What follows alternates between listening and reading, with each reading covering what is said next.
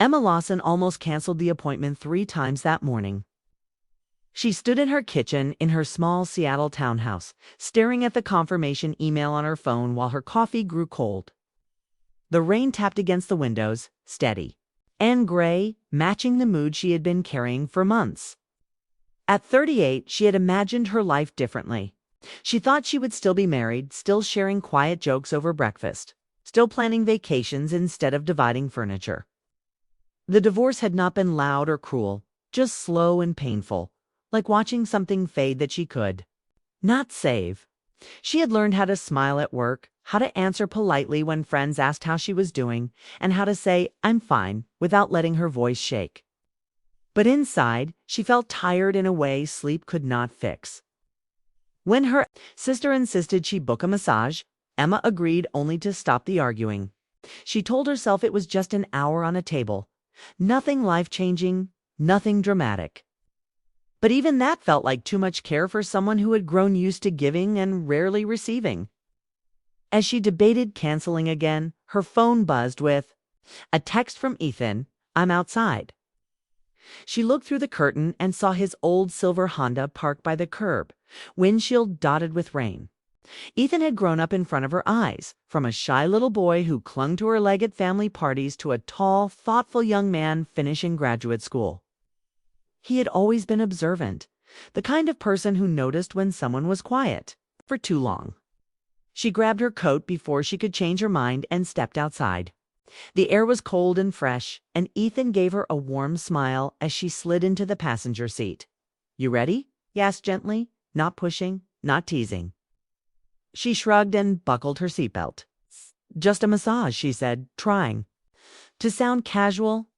He glanced at her for a second and then focused on the road. "Sometimes just as important," he replied. The drive downtown was quiet, but not awkward. The city moved around them, people hurrying with umbrellas, coffee shops glowing with early light, buses splashing through puddles. Emma watched it all and felt slightly removed, as if life was happening at a distance.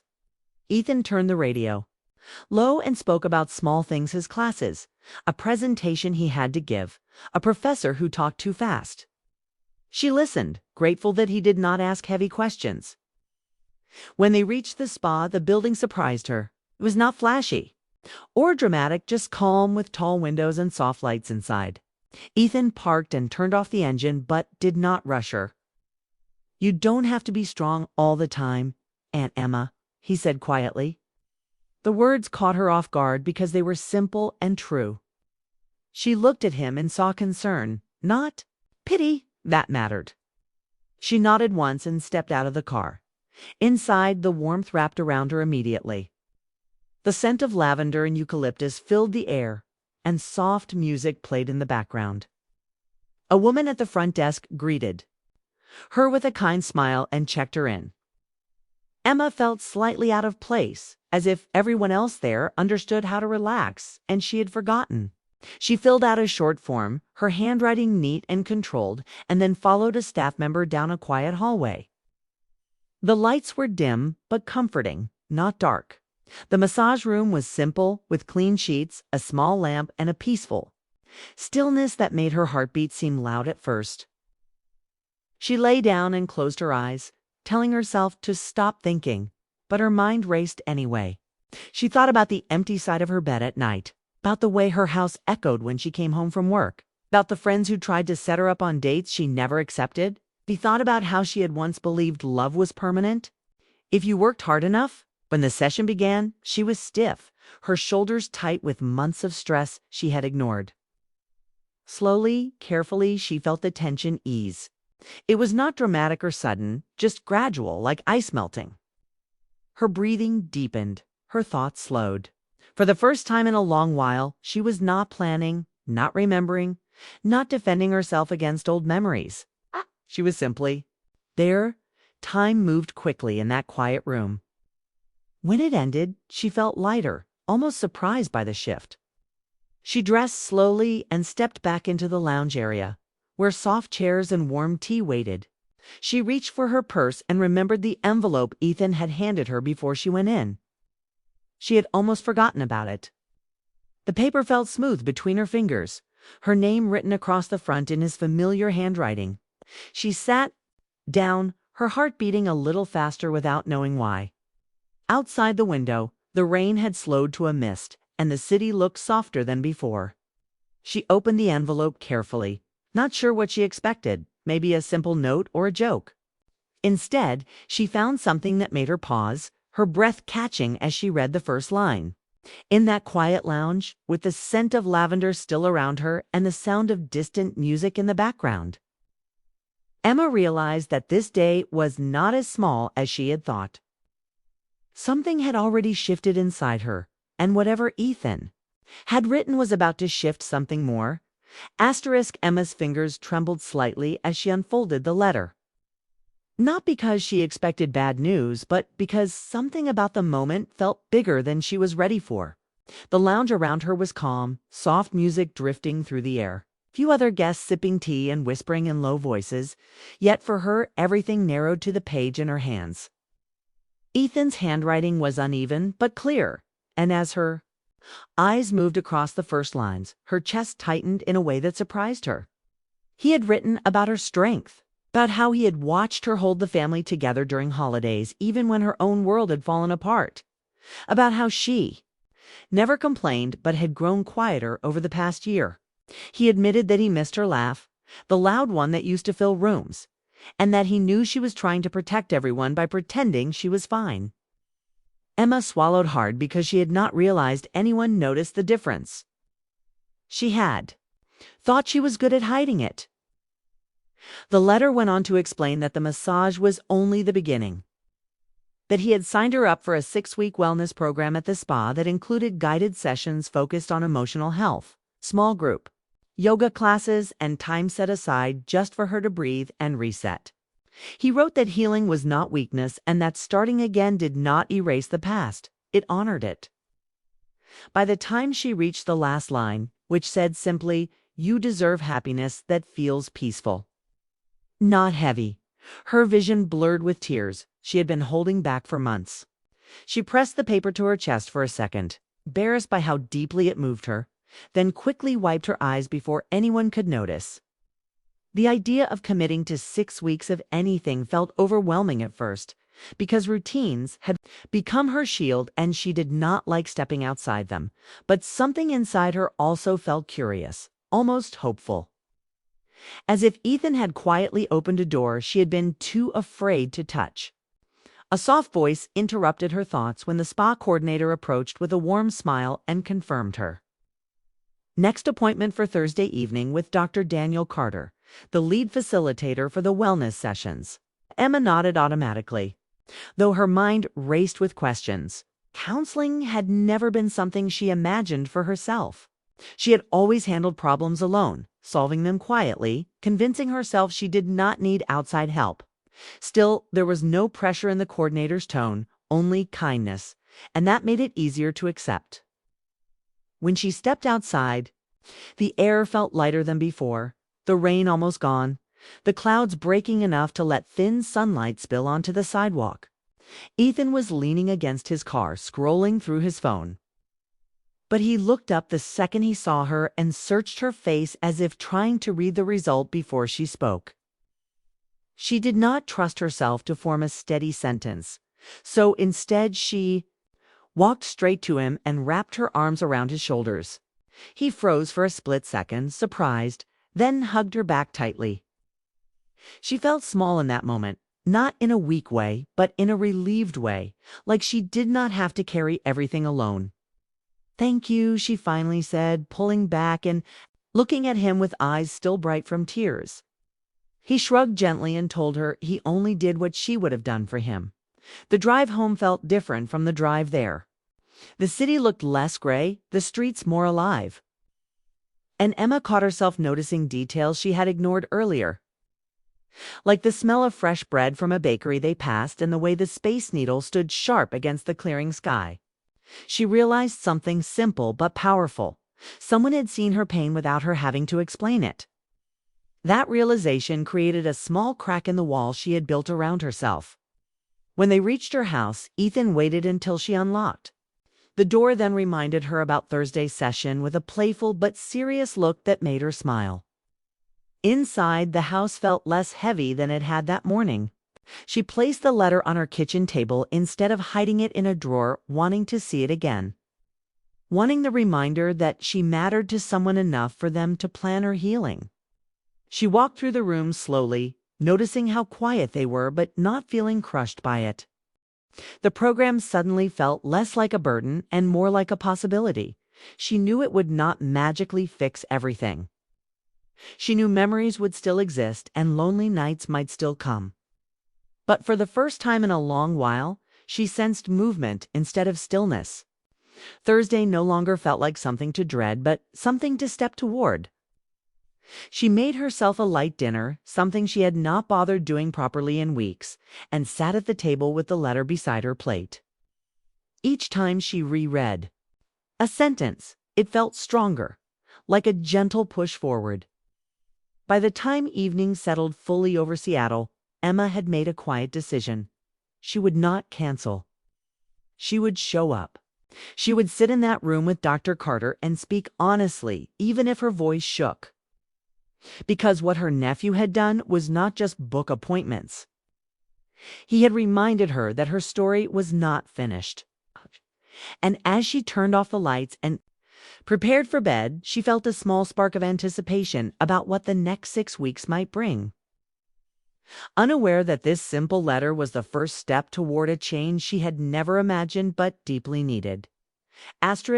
Emma arrived at the wellness center on Thursday with a mixture of curiosity and nervousness that she hadn't felt in years.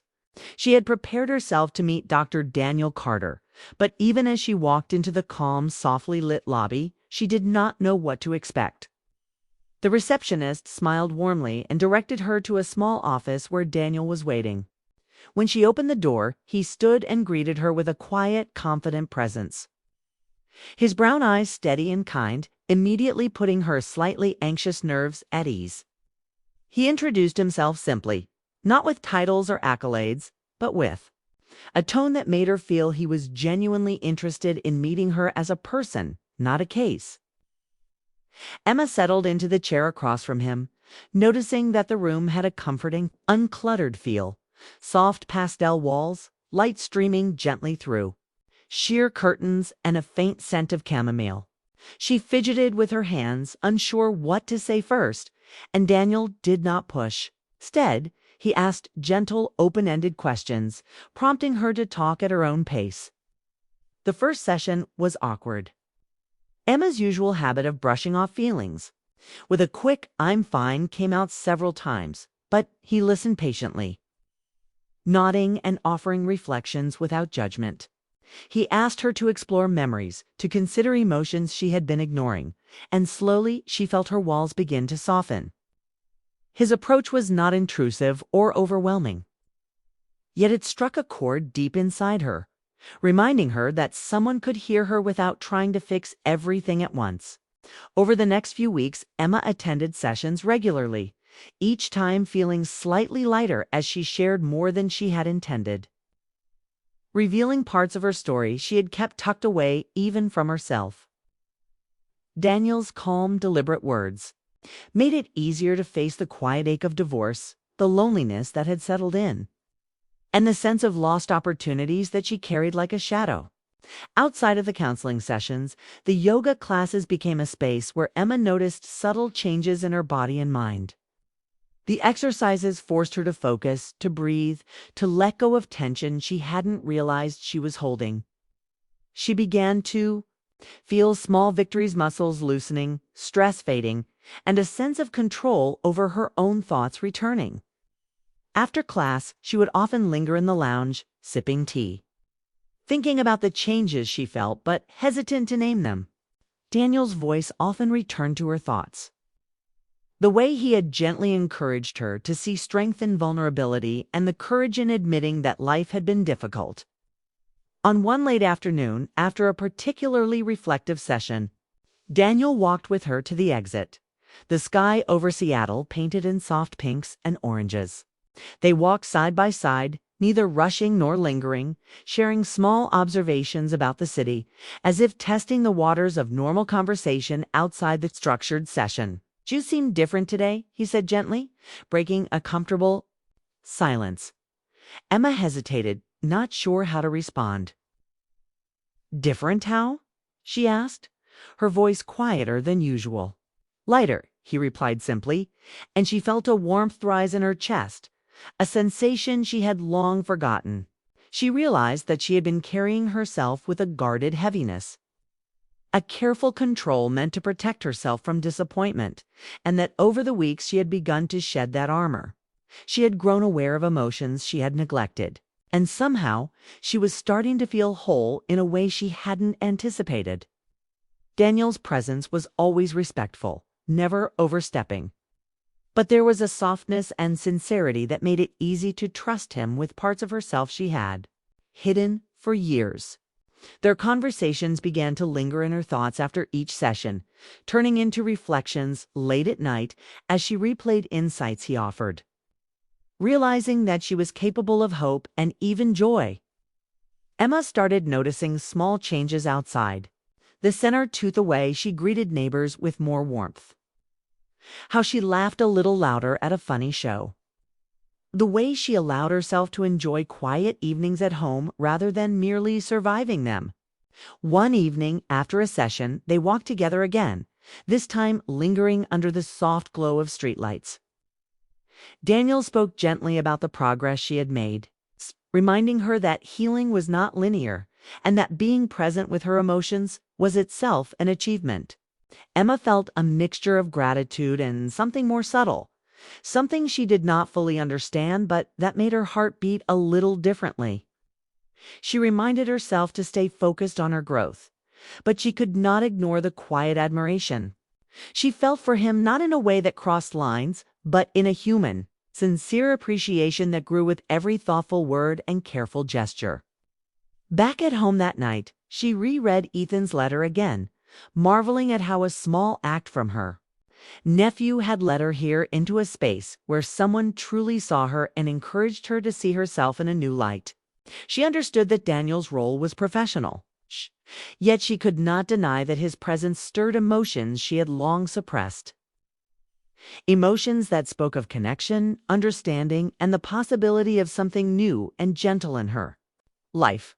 Each week she returned to the sessions with a growing sense of purpose, eager to uncover more about herself, while also appreciating the simple comfort of having someone who listened without judgment.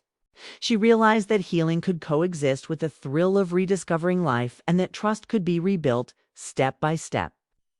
The emotional walls she had built over years were beginning to feel porous, allowing light to seep in where shadows had once dominated.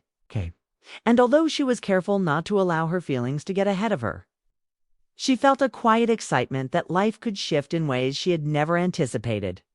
Emma knew the journey was only beginning, that professional boundaries remained in place, and that patience was essential. But for the first time in months, she looked forward to the future. She looked forward to each session, to each conversation, and even to the small, ordinary moments in her life that suddenly felt infused with possibility. By the end of 6 weeks, she would not only feel lighter physically, but emotionally renewed.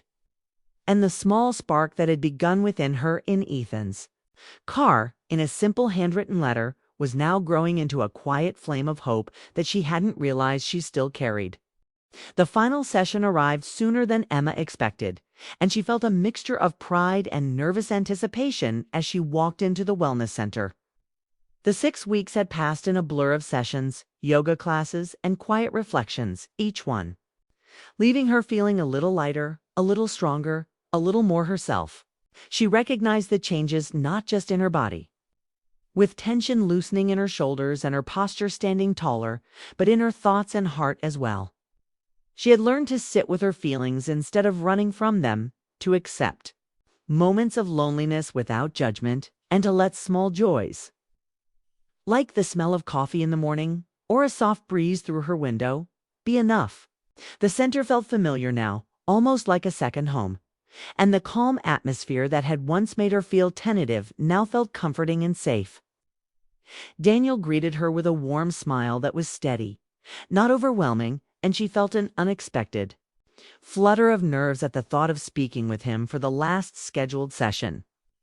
The session itself was reflective, focusing on all the progress she had made and the tools she could carry forward into her life.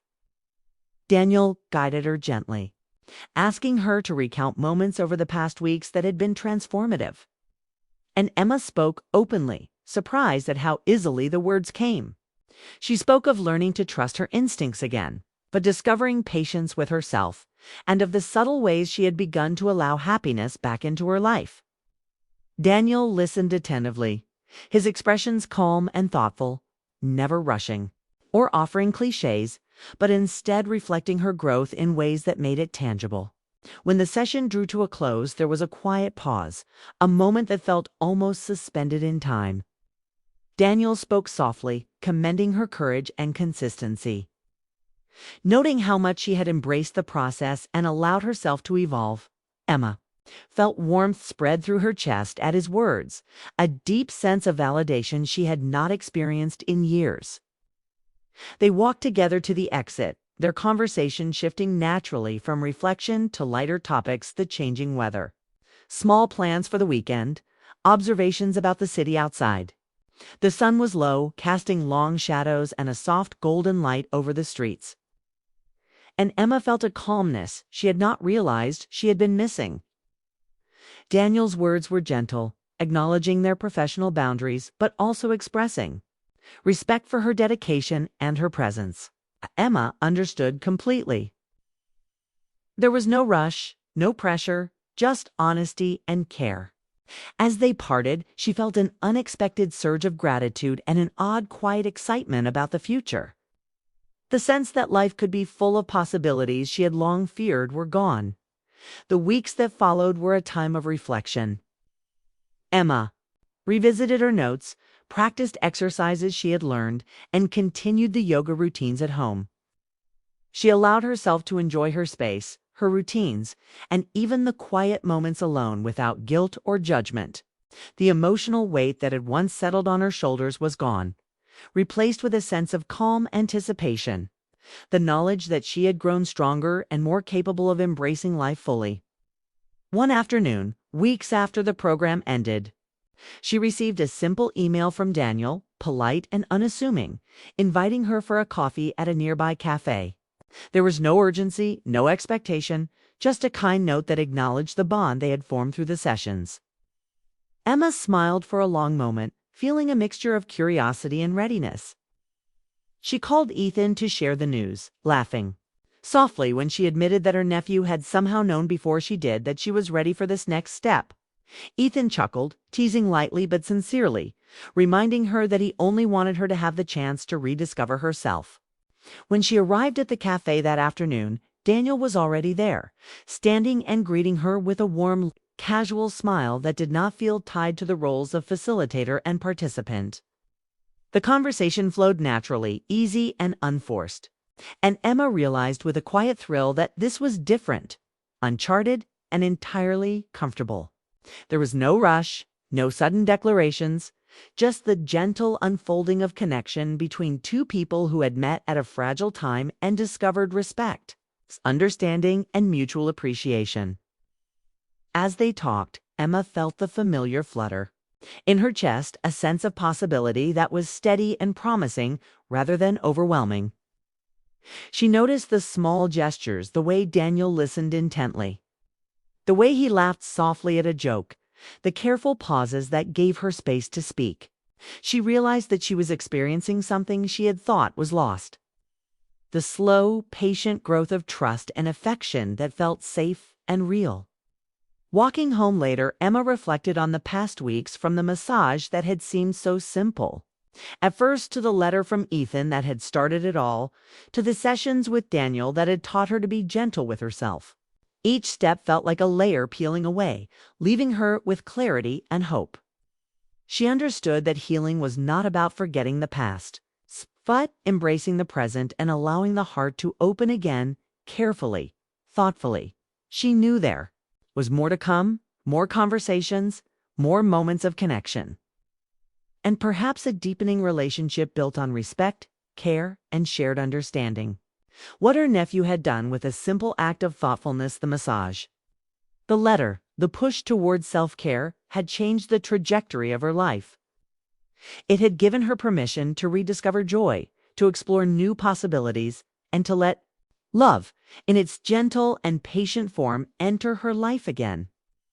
Emma felt grateful not only to Daniel for his steady presence and guidance, but also to Ethan for noticing her quietly aching heart and nudging her toward the steps that led to this moment. It was not dramatic or sudden. It was calm, measured, and beautiful. The kind of change that left her feeling alive and open to the future.